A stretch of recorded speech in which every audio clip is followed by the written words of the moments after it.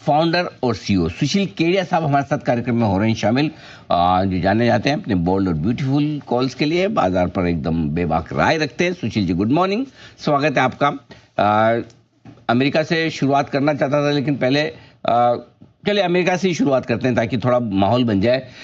कल उनके वित्त मंत्री का भी बयान आया, कह रहे हैं भाई कि डेट सीलिंग नहीं हटी तो अमेरिका मंदी में चला जाएगा। इकोनॉमी का तो जो भी हो, देश का जो भी हो, क्या अमेरिका के बाजार आपको बड़ी मंदी में दिख रहे हैं?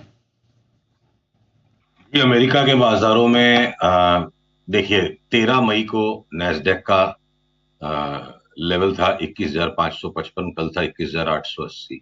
करीब करीब एक महीने में आपने इस घोड़े को केसर चबवा दिया, घास नहीं चबवाई। इतनी अच्छी अच्छी खबरें आ चुकी है। ऐसी अच्छी खबरें जहां लगे कि घोड़ा घास नहीं केसर खा रहा है, और उसके बावजूद वो खाली 1.5% बढ़ा है। तो फिर इसका मतलब है केसर खा के भी जो घोड़ा दौड़ नहीं पा रहा है वो बूढ़ा हो चुका है। और कल इसका ब्रेकडाउन आ गया, ट्रेंड लाइन के नीचे चला गया। तो नैस्डैक और एस&पी मुझे लगता है वर्ल्ड वाइड जो अगला बड़ा करेक्शन अब बनने की तैयारी हो गई उसको लीड करेंगे। और अच्छी खबरें भी जिस बाजार पर असर ना करे, जो बाजार अच्छी खबरों के भी प्रति असंवेदनशील हो जाए, उस बाजार को पता होता है कि आगे कोई कोहराम आने वाला है।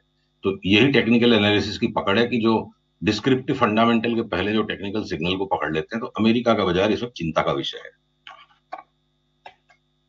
अमेरिका में बड़ी मंदी का और चिंता के विषय, मतलब चिंता मतलब छोटी मोटी नहीं, बड़ी मंदी वाली है, राइट? हाँ, इस साल का नया लो आए। इस साल का पिछला लो नया। जो आया था, पिछला लो आया था जो अप्रैल में, उसको साफ साफ तोड़ के निकल जाए विदाउट एनी क्वेश्चंस। ओके, अच्छा अब आइए भारतीय बाजारों की बात करें तो पहले क्या, पहले 20,000 आएगा या पहले 30,000? ये 30,000 को तो फिलहाल भूल जाइए। मतलब जो इठला रहा है ये बाजार है कि ये घटने को जो तैयार नहीं है, तो इसका मतलब अब और भी चीजें हैं कि खबरें असर नहीं कर रही है, बाजार घटने को तैयार नहीं, बढ़ने को तैयार नहीं। मोमेंटम मिसिंग है, स्टॉक रोटेशन से काम हो रहा है। कल आप देखो ऑयल एंड गैस के स्टॉक्स में जैसे फ्लेयर अप बना, मैंने सारी चार्ट्स को जाके इंस्पेक्ट किया, कोई सस्टेनेबल ट्रेंड नहीं है। क्यों ऑयल एंड गैस का फ्लेयर अप है? कहीं और एग्जिट्स बन रहे हैं, सेक्टर रोटेशन है यहाँ पे। अक्रॉस द बोर्ड मोमेंटम नहीं है, बहुत सारी फैक्टर्स है। हमने फ्लाइट टू क्वालिटी इंडेक्स भी हम प्लॉट करते हैं, जिसको मैं इस इंटरव्यू के लेटर पार्ट में आपसे डिस्कस करूंगा। तो 30,000 को तो फिलहाल के लिए भूल जाते हैं। ये बात जरूर है कि जब तक 24,500 निफ्टी न तोड़े, तब तक एक बार के लिए हम 20,500 की बात को पोस्टपोन रखेंगे।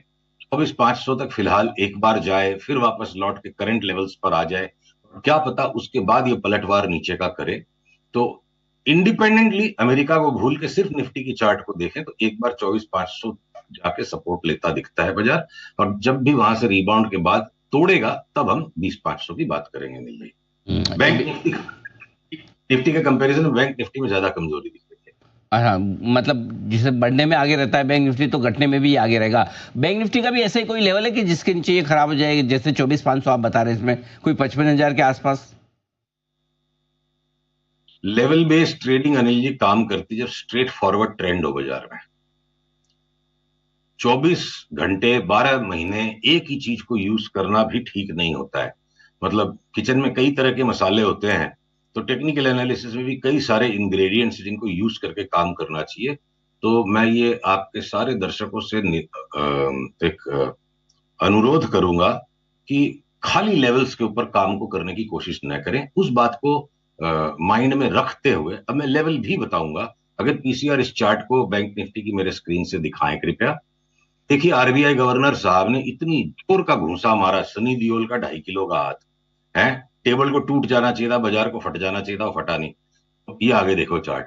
ये उस दिन आरबीआई पॉलिसी पे जो बैंग, पॉलिसी के बैंग में और मार्केट ने क्रिएट कर दिया विपर। तो आपके लेवल की जो मैं बात करूं ना अनिल जी, इस लेवल पे अगर कोई इस पुराने लेवल पे अगर ले लेता तो यहाँ बुल ट्रैप में फंस जाता। बुल ट्रैप के भी पैटर्न्स होते हैं जिन्हें आइडेंटिफाई करने के तरीके हैं। लास्ट वीक भी रिफ्यूज की इस पॉलिसी के बावजूद हम फंसेंगे नहीं। शॉर्ट कब करेंगे? ये लाइन जब नीचे वाली टूट जाए, तो उसका लेवल फिलहाल करीबन 56,320 आता है। उसके बाद हम इसको शॉर्ट करेंगे। अगर वो जब तक नहीं टूटती है तो एक बार वापस एक आखिरी नया हाई बनाना असंभव नहीं है। और बैंक निफ्टी में देखिए जो लार्जेस्ट दो स्टॉक्स है आईसीआईसीआई बैंक और एचडीएफसी, उनकी चार्ट डिसाइसिवली वीक है। सिर्फ कोटक महिंद्रा जो बुरी तरह से 10% कूटने के बाद नीचे ही पड़ा था 15-20 दिन से, उसमें एक जान थोड़ी लौट आई है, इसलिए बैंक निफ्टी संभला हुआ है। बाकी एचडीएफसी और आईसीआईसीआई बैंक ने तो उसको डुबाने में कोई कसर नहीं छोड़ी है। तो थोड़ा सा इंतजार करते हैं, 56,320 के नीचे जाए अगर, तो इसे हम बेचेंगे। पर जो लेवल की बात थी, नया हाई आएगा तो नए हाई के लेवल पर हमें दोबारा फंसना नहीं। 56,320 तो बहुत नजदीक है, 100 पॉइंट तो बचा है मुश्किल से। 56,420 तो अभी ट्रेड कर रहा है बैंक निफ्टी, तो 101 पॉइंट यहां से बैंक निफ्टी निकल जाए तो मंदी में आ जाएगा। नहीं, मैं फ्यूचर्स पे देख रहा हूं नहीं, अभी फ्यूचर 570 दिख। 580, ओके। 56,320 यानी फ्यूचर्स करीबन करीबन 250 पॉइंट निकल जाए यहाँ से, तो फ्यूचर में 56,300 राउंड फिगर में मान लें। 56,300 के नीचे बैंक निफ्टी कमजोर होने के संकेत देगा। चलिए बढ़िया, फर्स्ट क्लास। अब आइए गोल्ड और सिल्वर, इस पर क्या व्यू बन रहा है सर? इस पे हम कोई व्यू लेना नहीं चाहेंगे। देखिए, बार बार मन चलता है बेचने पर, वो चार्ट्स उतनी क्लियर नहीं है नहीं जी। चाहे कुछ कुछ चीजों को कभी कभी छोड़ देना चाहिए। गोल्ड सिल्वर को फिलहाल के लिए we are giving it a pass. दो तरफा मार पड़ रही है इसमें, ना तेजी ना मंदी, परफेक्ट है। अब आइए डॉलर इंडेक्स, जो काफी कमजोर होता दिख रहा है। वैसे आमतौर पर लोग ये मानते हैं कि डॉलर इंडेक्स का कमजोर होना इमर्जिंग मार्केट से माफ कीजिएगा, इमर्जिंग मार्केट्स हमारे बाजारों के लिए अच्छा है। क्या आपको ऐसा कुछ लग रहा है? डॉलर इंडेक्स में देखिए काफी सब्सटेंशियल वीकनेस हो चुकी, और अब ये किसी भी टाइम पे रिवर्सल देके बड़ा रिबाउंड देने के लिए तैयार है। 4 से 5% तक की रैली आ सकती है। लॉन्ग टर्म बुल मार्केट कोई डॉलर का स्टार्ट हो गया ऐसा नहीं लगता है, पर 4-5% की रैली आए उतने में तो स्टॉक मार्केट्स के अंदर 12 से 15% की करेक्शन होने में टाइम नहीं लगेगा। फिर हो सकता है कि जो आने वाला करेक्शन स्टॉक मार्केट्स का दिख रहा है उसमें डॉलर इंडेक्स की रैली अपना योगदान दे दे।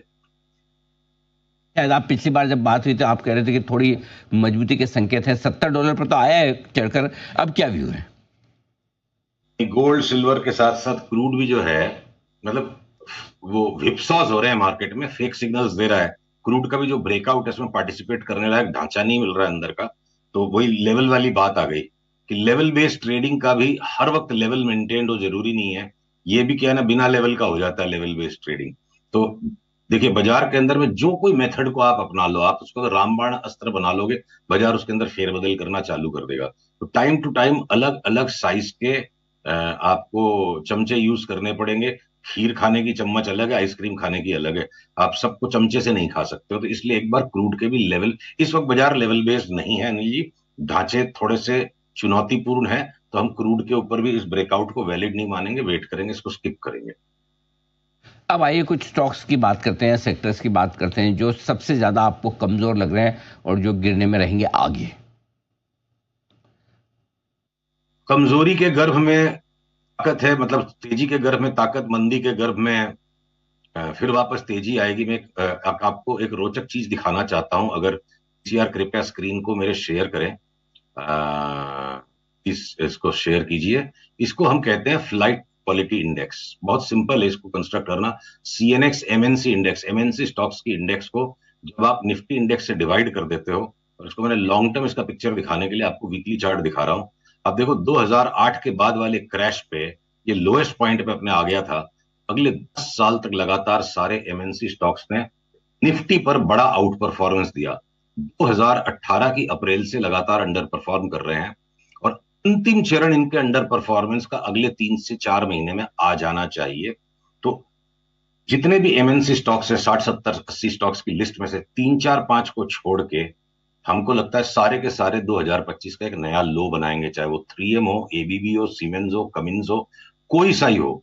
जो 4-5 अपवाद है, मान लो कि कोलगेट नया लो नहीं बनाएगा, या वो एक वो कौन सी कम्युनिकेशन की, एडीसी कम्युनिकेशन स्टॉक है, 4-5 ऐसे छोटे स्टॉक्स हैं, उनको छोड़ दो आप।